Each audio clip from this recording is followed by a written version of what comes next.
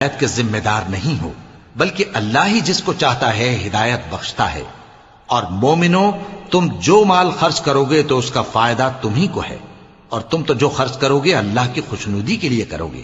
اور جو مال تم خرچ کرو گے وہ تمہیں پورا پورا دے دیا جائے گا اور تمہارا کچھ نقصان نہیں کیا جائے گا۔ اور ہاں، تم جو خرچ کرو گے تو ان حاجت مندوں کے لیے جو اللہ کی راہ میں رکے بیٹھے ہیں اور ملک میں کسی طرف جانے کی طاقت نہیں رکھتے اور مانگنے سے آر رکھتے ہیں، یہاں تک کہ نہ مانگنے کی وجہ سے ناواقف شخص ان کو تونگر خیال کرتا ہے،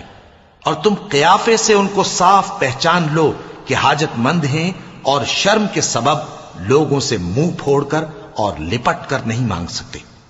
اور تم جو مال خرچ کرو گے کچھ شک نہیں کہ اللہ اس کو جانتا ہے۔ جو لوگ اپنا مال رات اور دن اور پوشیدہ اور ظاہر اللہ کی راہ میں خرچ کرتے رہتے ہیں، ان کا صلہ ان کے پروردگار کے پاس ہے، اور ان کو قیامت کے دن نہ کسی طرح کا خوف ہوگا اور نہ غم۔ جو لوگ سود کھاتے ہیں وہ قبروں سے اس طرح حواس باختہ اٹھیں گے جیسے کسی کو جن نے لپٹ کر دیوانہ بنا دیا ہو، یہ اس لیے کہ وہ کہتے ہیں کہ سودا بیچنا بھی تو نفع کے لحاظ سے ویسا ہی ہے جیسے سود لینا، حالانکہ سودے کو اللہ نے حلال کیا ہے اور سود کو حرام۔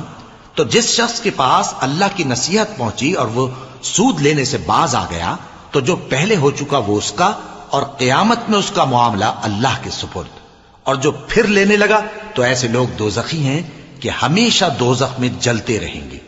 اللہ سود کو نابود یعنی بے برکت کرتا اور خیرات کی برکت کو بڑھاتا ہے،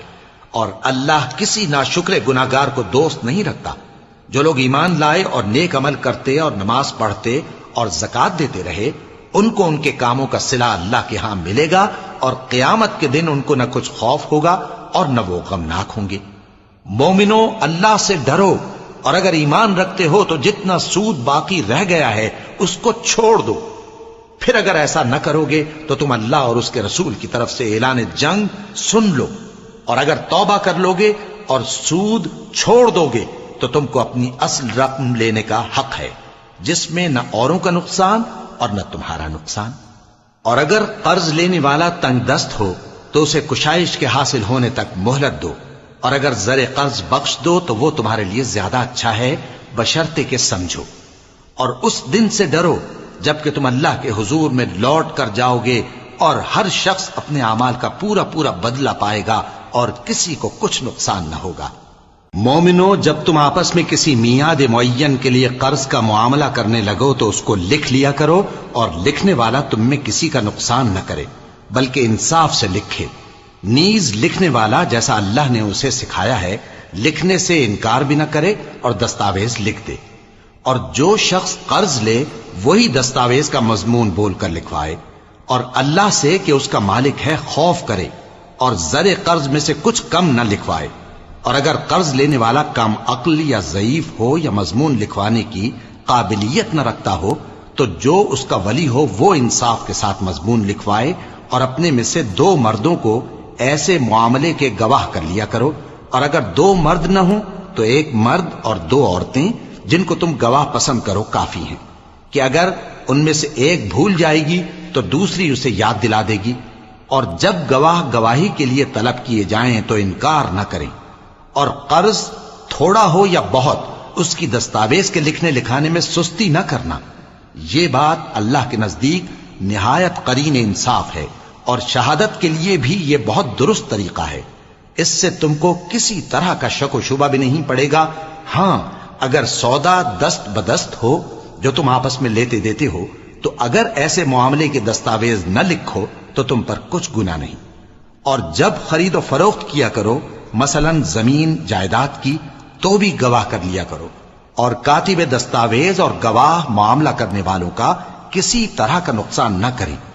اگر تم لوگ ایسا کرو تو یہ تمہارے لیے گناہ کی بات ہے، اور اللہ سے ڈرو اور دیکھو کہ وہ تم کو کیسی مفید باتیں سکھاتا ہے، اور اللہ ہر چیز سے واقف ہے۔ اور اگر تم سفر پر ہو اور دستاویز لکھنے والا نہ مل سکے تو کوئی چیز رہن با قبضہ رکھ کر قرض لے لو، اور اگر تم میں سے کوئی دوسرے کو امین سمجھے یعنی رہن کے بغیر قرض دے دے تو امانت دار کو چاہیے کہ صاحب امانت کی امانت ادا کر دے، اور اللہ سے جو اس کا پروردگار ہے ڈرے، اور دیکھنا شہادت کو مت چھپانا، جو اس کو چھپائے گا وہ دل کا گناہگار ہوگا۔ اور اللہ تمہارے سب کاموں سے واقف ہے، جو کچھ آسمانوں میں اور جو کچھ زمین میں ہے سب اللہ ہی کا ہے۔ تم اپنے دلوں کی بات کو ظاہر کرو گے تو اور چھپاؤ گے تو اللہ تم سے اس کا حساب لے گا، پھر وہ جسے چاہے مغفرت کرے اور جسے چاہے عذاب دے، اور اللہ ہر چیز پر قادر ہے۔ رسول اللہ صلی اللہ علیہ وآلہ وسلم اس کتاب پر جو ان کے پروردگار کی طرف سے ان پر نازل ہوئی ایمان رکھتی ہیں، اور مومن بھی سب اللہ پر اور اس کے فرشتوں پر اور اس کی کتابوں پر اور اس کے پیغمبروں پر ایمان رکھتے ہیں، اور کہتے ہیں کہ ہم اس کے پیغمبروں سے کسی میں کچھ فرق نہیں کرتے، اور وہ اللہ سے عرض کرتے ہیں کہ ہم نے تیرا حکم سنا اور قبول کیا۔